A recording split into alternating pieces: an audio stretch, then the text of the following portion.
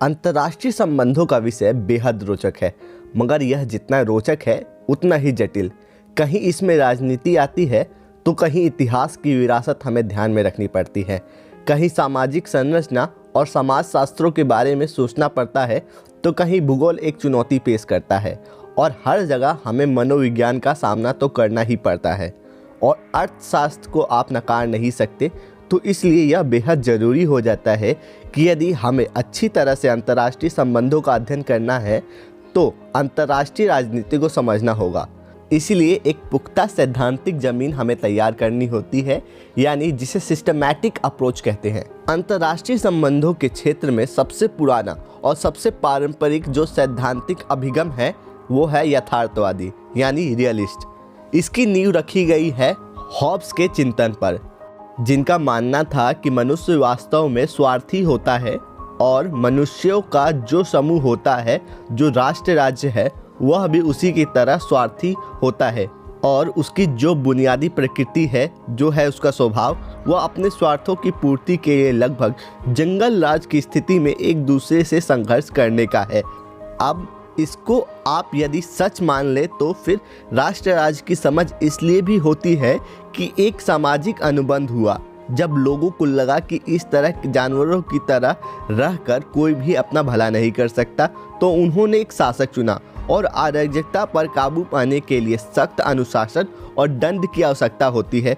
तो realist school के अनुसार मनुष्य का स्वभाव झगड़ालू है, वैसे ही राष्ट्र राज्यों का भी। यथार्थवादी यानी रियलिस्ट सिद्धांत को चुनौती देने वाला सिद्धांत है आदर्शवादी और आइडियलिस्ट। इसकी नींव रखी गई है रूसो जैसे दार्शनिकों के विचार पर, जिनका मानना है कि वास्तव में मनुष्य अपाश्विक प्रवृत्तियों से संचालित नहीं होता, उसके मन में कुछ उद्दत विचार भी होते हैं और हमेशा किसी आदर्श या बेहतर मूल्य की खोज में वह लगा रहता है। और इसी कारण अंतर्राष्ट्रीय राजनीति का संचालन भी, अंतर्राष्ट्रीय संबंधों का संपादन भी इसी तरह किया जाना चाहिए। इन दो सिद्धांतों का मिश्रण हमें देखने को मिलता है मार्क्सवादी सिद्धांत में। मार्क्स, जिन्होंने वैज्ञानिक साम्यवाद की नींव रखी और प्रतिपादन किया वैज्ञानिक समाजवाद का, महान चिंतक 19वीं सदी में हुए।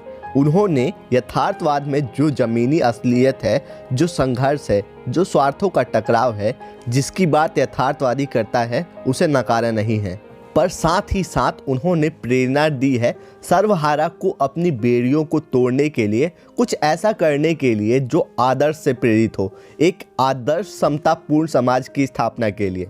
मार्क्स का एक सपना था एक ऐसे विश्व का जिसमें राज्य की आवश्यकता ही नहीं रहेगी। मार्क्सवादी चिंतन क्रांतिकारी चिंतन के साथ अनिवार्यतः 20वीं सदी में जुड़ा है और इसके मानने वाले बहुत सारे लोग हैं।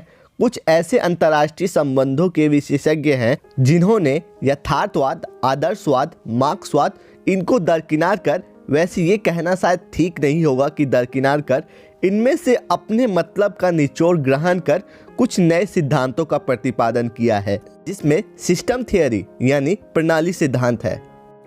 जिस प्रकार मनुष्य का शरीर एक प्रणाली है, जो एक बायोलॉजिकल सिस्टम है, एक ऑर्गन है या एक मशीन है जिसके भीतर काम करने की एक प्रणाली है और हर घटना, कार्यकरण उस प्रणाली से प्रभावित होती है। प्रणाली की जो प्रक्रियाएं हैं उसके बाहर आप कुछ नहीं कर सकते।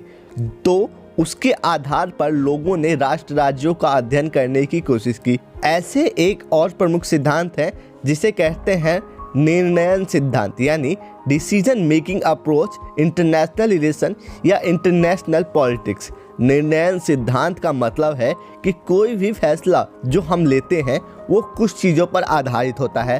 फैसला लेने वाला एक व्यक्ति होता है डिसीजन मेकर, जिसकी अहमियत सबसे ज़्यादा है, मगर उसके पास जो जानकारी है जिसके आधार पर वो फैसला लेता है वो कम महत्वपूर्ण नहीं है। जो जानकारी उसके पास है वो कितनी प्रामाणिक है या कितनी काल्पनिक, यह भी उस पर निर्भर करता है। बाकी जो लोग उसके मुकाबले खड़े हैं वो किस प्रकार से फैसले लेते हैं, क्या वह तर्क संगत है या तर्क से परे, ये भी सोचने वाली चीज़ है। प्रणाली जिसके भीतर वह काम कर रहा है उसका प्रभाव उस पर कितना पड़ता है, ये भी उसमें है। संकट के अवसर पर लिए गए फैसले ऐतिहासिक, अभूतपूर्व और निर्णायक होते हैं। इस कारण क्राइसिस मैनेजमेंट के संबंध में, संकट निवारण के संबंध में इस सिद्धांत को महत्वपूर्ण माना जाता है। और फिर एक रोचक सिद्धांत है जिसे खेल सिद्धांत कहते हैं, यानी गेम थियरी।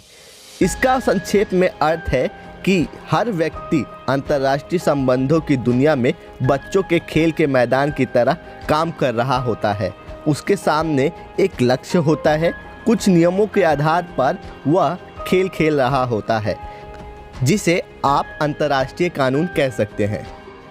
मगर हर टीम के खिलाड़ी का उद्देश्य होता है जीत हासिल करना, और कई तरह के खेल होते हैं जिसमें सबसे प्रमुख उदाहरण है जीरो सम गेम, यानी शून्य जमा जोड़ का खेल, जिसमें एक खिलाड़ी के जीत का अर्थ है दूसरे खिलाड़ी की निश्चित पराजय। और यह मानकर अंतर्राष्ट्रीय संबंधों के विद्वान हमें सलाह देते हैं कि इस सिद्धांत में उन खेलों पर ध्यान देना चाहिए जहां दोनों पक्ष, दोनों खिलाड़ी जो एक दूसरे के विरोध कर रहे हैं, यह बात ध्यान में रखें कि मिलजुल कर खेलने से दोनों का लाभ है।